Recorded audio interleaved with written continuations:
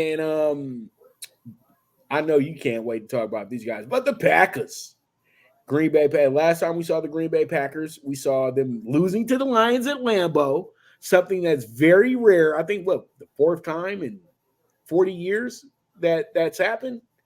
Maybe the third time it's happened, but it happened.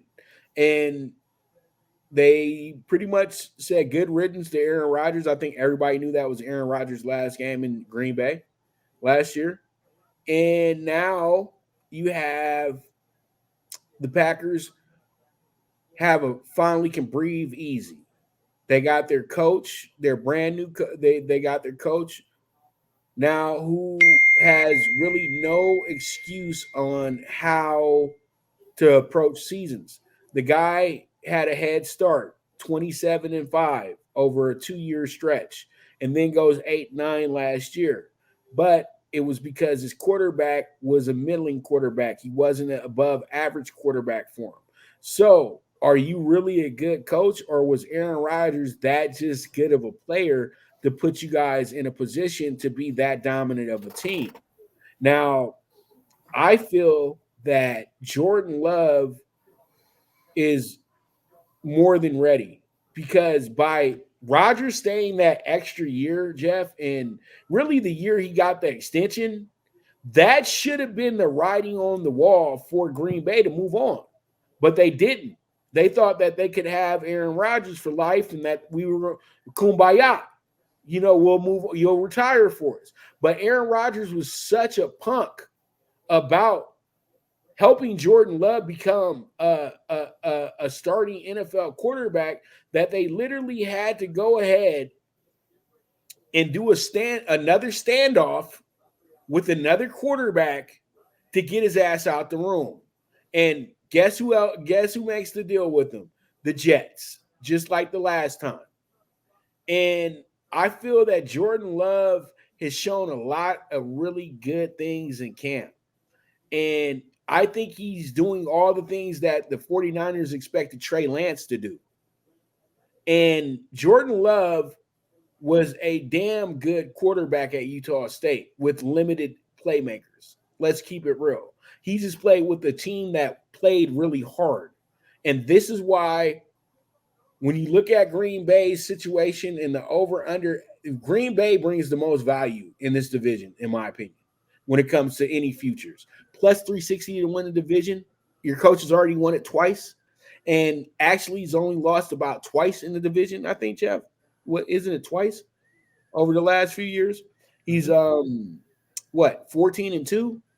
So, or 16-2, something like that. So the guy is good against the division.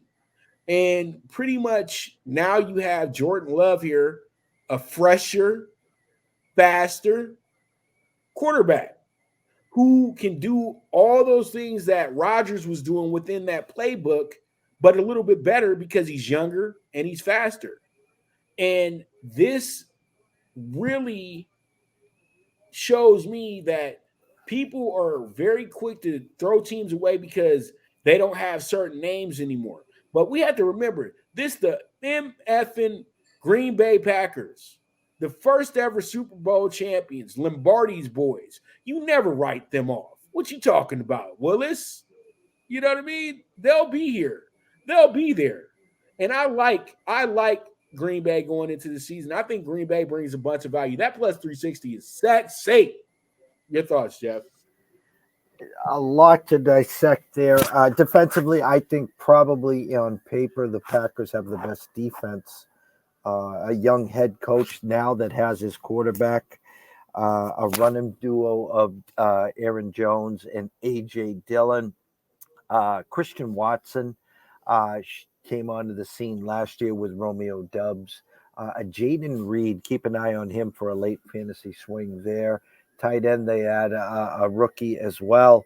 Again, are you buying the dip or not? The Bears opened up, 3.5-point favorites, now 2.5-point favorites opening game, Bears and Packers. So you'll know a lot right away there. That number's intriguing. There'll be some ebbs and flows and some dips throughout the year here, a division again that I'm going to go on record to say any one of them can win, any one of them can finish last. I think the numbers set pretty good here. I could see 7-10. I could see 8-9. Maybe even 9-8. There is value on the plus 360 there. I'll tell you this: I'm not buying the chalk. That number there, I'm not buying the chalk on the Lions here. So I see where your eyes are here. Um, I think Vegas has got this one pretty good though. So does the Packers win the division? Could they? Sure. Will they? I'll know more, say October 1st. How's that, Pops? See, and that's the whole thing, Jeff. We just over here throwing stuff at the wall. We know that. And we know that it takes 6 weeks to really understand the race because we're going to have teams that are going to come out 2-0, win by double digits first two games, and wind up losing six in a row after that. And they'll say, which team is that? It could be the Arizona Cardinals.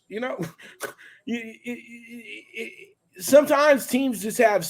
It's a week to week season. It's not every 4 weeks. It's week to week season, really. And every time you win, you had a great practice that week. Every time you lose, you had horrible practices that week. They'll never tell you how practice goes. You know what I mean? We never know until we get to Sunday.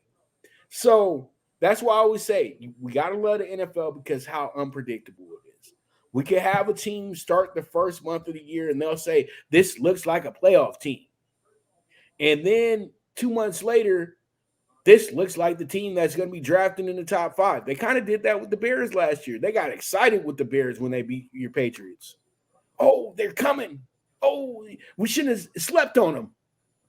Then they just continued to get their ass kicked week in and week out.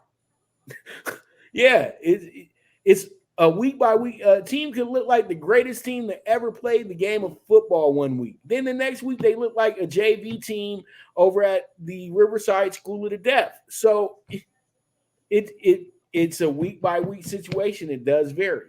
So let me go ahead, move us forward.